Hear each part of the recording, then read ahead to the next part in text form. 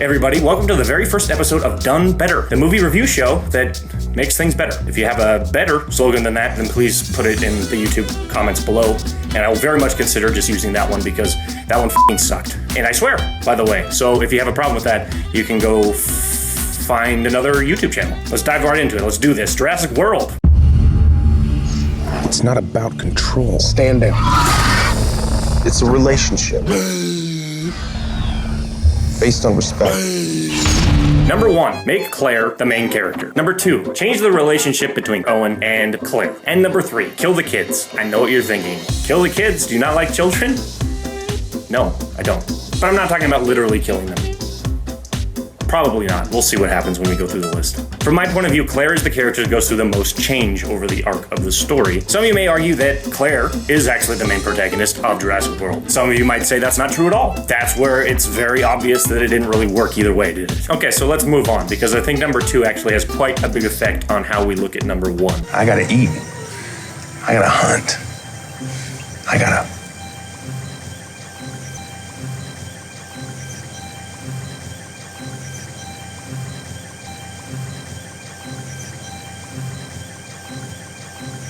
You least.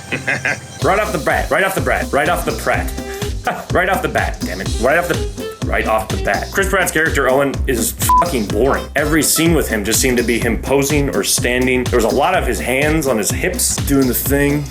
Kind of doing this thing. Is that what Chris Pratt is now? He's like middle-aged women eye candy? I understand taking a comedic actor and putting him into a more serious role and seeing how they can change things up, and I don't find Chris Pratt to be a bad actor at all. I think they kind of underutilized him in this a lot. So how do we fix that? Well, right off the bat, we can just make the relationship between Claire's character and Owen's character a relationship. Let's not try to do this bullshit thing where we try to establish that they're falling in love. We kiss, everything's great. That's not a thing. Let's start this movie like they started Jurassic Park. Let's have these two characters in a relationship already, and let's see how we can use that to our advantage to give these characters a stronger motivation as the story progresses.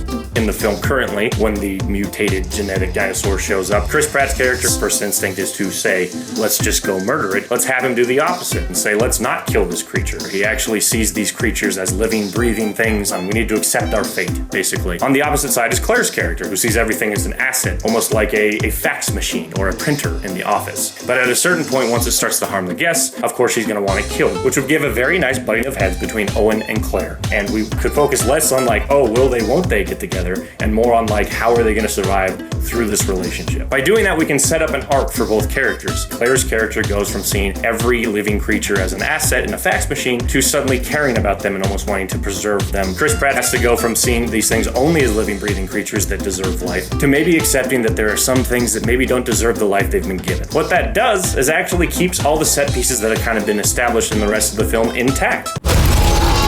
Bam! Kill the kids. That actually can mean one of two things. One is to actually write them entirely out of the film. These kids, unlike Lex and Tim from Jurassic Park, literally had no purpose other than to give a different perspective of events going on. Lex knew, of course, the Unix system. I know this. Which meant that she actually served a purpose in progressing the plot. That's great. That's kind of what you want with a character. And Tim may have played a smaller role that was more for the audience, but it was still a good one. Any kind of dinosaur factual information that the audience may have needed at the time. Also, they were both a very nice bounce off of Sam Neill's character, Alan Grant.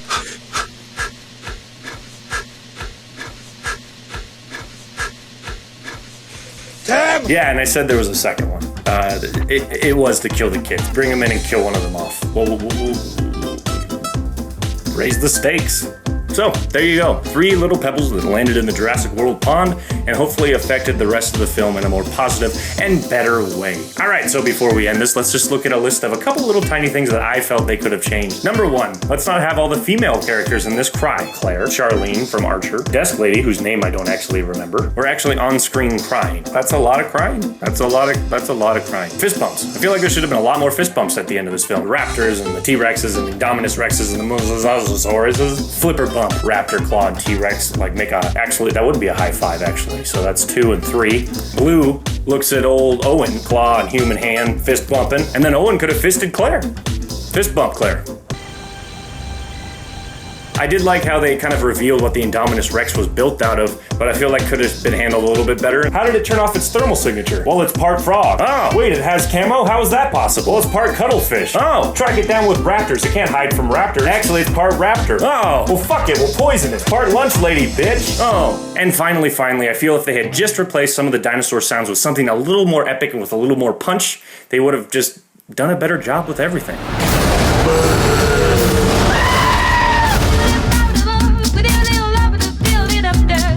Hey everybody, thanks for hanging out with me on the episode, making it to the end of this.